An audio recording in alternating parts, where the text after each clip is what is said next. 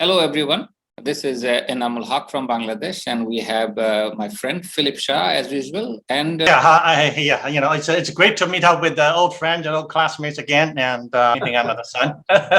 Yeah. So going back to supply chain, all the kind of people in business, in various kind of industries, right? Cutting off Huawei chip supplies and started cutting off, why the supply chain is absolutely crucial to your survival and to your vitality. So to add to that point, right now, I'm not sure you get cars because of the sanctions that were levied by, right?